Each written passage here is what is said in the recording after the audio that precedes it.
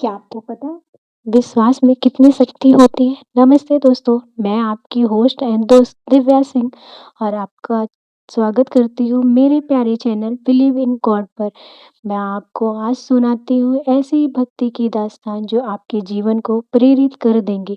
अगर आप भी ईश्वर की शक्ति में विश्वास रखते हैं और उनकी लीलाओं को समझना चाहते हैं, तो इस परिवार का हिस्सा जरूर।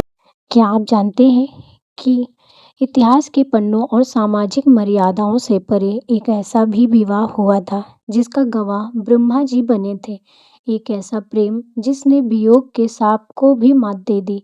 आज हम बात करेंगे गोकुल के उस गुप्त रहस्य की, जहाँ कान्हा ने रुक्मिणी से पहले राधा रानी का हाथ थामा था। भांडीर वन की वो अलौकिक रात जहाँ आत्मा का परमात्मा से मिलन हुआ। एक ऐसी कहानी जो आपको ये सोचने पर मजबूर कर देगी कि क्या प्रेम को सच में किसी नाम या सामाजिक बंधन की ज़रूरत होती है। चलिए आज के इस दिव्य सफ़र की शुरुआत करते हैं। अगर आपको हमारी कहानियाँ पसंद आती हैं तो आप परिवार का हिस्सा बनना ना भूलें। श्री कृष्ण और श्री राधा जी का प्रेम अलौकिक, आध्यात्मिक और अनंत है। हालांकि पारंपरिक विवाह जैसे भागवत पुराण में उनके सामाजिक विवाह का वर्णन उस रूप में नहीं मिलता जैसा हम साधारण मनुष्य के बीच में देखते हैं, लेकिन गर्ग संहिता और ब्रह्म वैवर्त पुराण में उनके दिव्य विवाह का बहुत ही सुंदर विवरण मिला है। आज मैं आपको सुनाती हूँ कहानी। सृष्टि के प्रारंभ से पूर्व जब आकाश ना था ना पृथ्वी, तब केवल ब्रह्म का अस्तित्व था। गोलोक धाम में श्री भगवान कृष्ण एक ही शक्ति के दो रूप थे। पौराणिक कथाओं के अनुसार पृथ्वी का भार हरने के लिए जब श्री कृष्ण ने अवतार लेने का निश्चय किया, तब राधा जी के बिना उनका अवतार अपूर्ण था। यहीं से उनके पृथ्वी पर मिलन और उस दिव्य विवाह की भूमिका बनी जिसे स्वयं ब्रह्मा जी ने संपन्न कराया था। सबसे प्राचीन कथा के अनुसार श्री कृष्ण और राधा का विवाह गोकुल या वृंदावन के भांडीर वन में हुआ था। एक बार नंद बाबा बालक कृष्ण को लेकर वन में गाय चराने गए थे। अचानक आकाश में घने बादल छा गए और बिजली कड़कने लगी। नंद बाबा डर गए क्योंकि छोटे बालक साथ थे। उसी समय दिव्य तेज के साथ श्री राधा रानी प्रकट हुई। नंद बाबा जानते थे कि ये कोई साधारण बालिका नहीं बल्कि साक्षात शक्ति है। उन्होंने कृष्ण को राधा रानी की गोद में सौंप दिया। जैसे ही राधा जी ने कृष्ण को स्पर्श किया, कृष्ण ने अपना बाल स्वरूप त्याग कर एक किशोर रूप धारण कर लिया। वे मोर मुकुट और पीतांबरधारी श्याम सुंदर बन गए। इसी भांडीर वन में साक्षात ब्रह्मा जी प्रकट हुए। उन्होंने वेदों के मंत्रोच्चार के साथ अग्नि प्रज्वलित की। ब्रह्मा जी ने पुरोहित बनकर श्री कृष्ण और राधा रानी के फेरे करवाए। इस विवाह में कोई मनुष्य साक्षी नहीं था बल्कि प्रकृति के पंचतत्व, देवता और स्वयं ब्रह्मा जी इनके साक्षी बने। ये विवाह दर्शाया गया ताकि संसार ये जान सके कि राधा और कृष्ण कभी अलग नहीं है। राधा ही कृष्ण की आत्मा है। अक्सर लोग पूछते हैं कि यदि विवाह हुआ तो कृष्ण ने रुक्मिणी से विवाह क्यों किया। शास्त्रों के अनुसार आध्यात्म राधा और कृष्ण का विवाह आत्मा का परमात्मा से मिलन है। वे एक ही प्राण है, इसीलिए उन्हें किसी सामाजिक अनुबंध की आवश्यकता नहीं थी। संसार को विरह और निस्वार्थ प्रेम का पाठ पढ़ाने के लिए उन्होंने अलग रहने की लीला रची। आज भी वृंदावन के पास भांडीर वन में वो स्थान है जहाँ ये विवाह हुआ था, जहाँ कृष्ण जी राधा जी की मांग में सिंदूर भरते हुए चित्रित हैं। इस पुराण के अनुसार राधा और कृष्ण का विवाह जन्मों का संबंध है और गोलोक में वे सदैव पति पत्नी के रूप में ही स्थित रहते हैं। श्री राधा रानी का विवाह सांसारिक रस्मों से ऊपर एक महामिलन है। उनका प्रेम कामनावास से मुक्त और पूर्णता समर्पण पर आधारित है। श्री कृष्ण और राधा रानी का विवाह इस अलौकिक कथा को समझने के लिए हमें वांडीर वन की वो उस गुप्त कथा और गोलोक के उस प्रसंग को विस्तार देना होगा जिसका विवरण हमें गर्ग संहिता में मिलता है। सृष्टि के निर्माण से पूर्व केवल गोलोक धाम का अस्तित्व था। वहाँ श्री कृष्ण और राधा एक ही शरीर के दो रूप थे, जैसे सूर्य और उसकी प्रभा। कथा के अनुसार एक बार गोलोक में किसी बात पर श्री कृष्ण के सखा श्री दामा और राधा रानी के बीच विवाद हो गया। क्रोध में आकर श्री दामा ने राधा जी को श्राप दिया कि उन्हें 100 वर्ष के लिए पृथ्वी पर जाकर कृष्ण का वियोग सहना होगा। ये शाप वास्तव में भगवान की लीला का हिस्सा था, ताकि पृथ्वी पर प्रेम के सर्वोच्च आदर्श को स्थापित किया जा सके।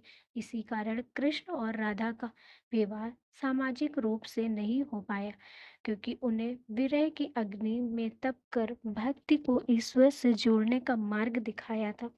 भांडीर वन वृंदावन का वो अत्यंत पवित्र स्थान है जिसे अदृश्य विवाह स्थल माना जाता है।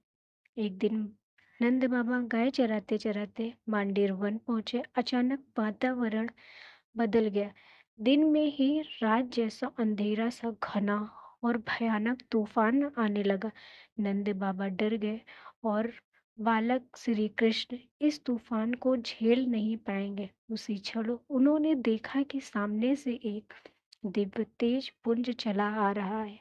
वो श्री राधा रानी ही थी। नंद बाबा ने राधा जी को पहचान लिया और कृष्ण को उनकी गोद में सौंप कर कहा, हे देवी, मैं जानता हूँ कि आप कोई साधारण कन्या नहीं है। अपने प्रियतम को संभालिए। जैसे ही राधा जी ने कृष्ण को हृदय से लगाया, एक चमत्कार हुआ। जो कृष्ण अभी कुछ देर पहले एक छोटे से बालक की तरह रो रहे थे, वे अचानक 16 वर्ष के पूर्व वैभवशाली किशोर बन गए। उनकी त्रिभुंगी मुद्रा, हाथ में मुरली और मस्तक पर मोर मुकुट सज गया।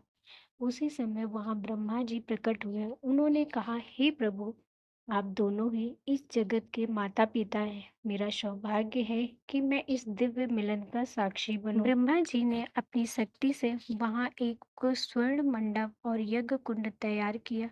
वेदों की ऋचाओं का ज्ञान हुआ। देवताओं ने आकाश से पुष्प वर्षा की। ब्रह्मा जी ने श्री कृष्ण का हाथ राधा जी के हाथ में दिया और अग्नि के साथ फेरे करवाए। श्री कृष्ण ने स्वयं राधा जी की मांग में सिंदूर भरा। वो विवाह पूर्णतः आध्यात्मिक था, जिसमें कोई भी सांसारिक व्यक्ति शामिल नहीं था। विवाह संपन्न होने के बाद श्री कृष्ण ने पुनः एक बालक का रूप धारण कर लिया। राधा जी ने उन्हें पुनः नंद बाबा को सौंप दिया। नंद बाबा को ऐसा लगा जैसे कुछ ही क्षण बीते हों, जबकि वहां दिव्य काल बीत चुका था। राधा कृष्ण का प्रेम परकिया भाव, निस्वार्थ और बिना किसी अधिकार का प्रेम पर आधारित है। यदि उनका विवाह सामाजिक रूप से नंदगांव या बरसाना के बीच हो जाता, तो वो केवल एक पारिवारिक संबंध बनकर रह जाता। समाज को ये सिखाने के लिए कि प्रेम बंधन का नहीं बल्कि समर्पण का नाम है, उन्होंने इस विवाह को गुप्त रखा। राधा कृष्ण की दाहिनी शक्ति है। जैसे कोई व्यक्ति अपनी ही परछाई से विवाह नहीं करता, क्योंकि वे एक ही है, वैसे ही श्री कृष्ण और राधा जी का एक अभिन्न अंग है। इस कथा का विस्तार जितना किया जाए उतना कम है। अग्नि जो विकारों को जला देती है, ब्रह्मा जी जो सृजन के प्रतीक है, उन्होंने स्वयं इस प्रेम का सृजन किया। वो वृक्ष जो आज भी साक्षी है प्रेम का, कभी समाप्त नहीं होता। आज भी जब आप राधे कृष्ण कहते हैं तो पहले राधा जी का नाम आता है। ये उसी दिव्य विवाह का प्रभाव है जहाँ कृष्ण ने राधा को स्वयं से भी उच्च स्थान दिया। श्री कृष्ण भले ही द्वारिका में कृष्ण ने रुक्मिणी और सत्यभामा से विवाह किया, लेकिन उनके हृदय में सिंहासन पर सदा राधा जी ही विराजमान रहे। भांडीर वन का वो विवाह ये सिद्ध करता है कि आत्मा और परमात्मा का मिलन ही वास्तविक विवाह होता है।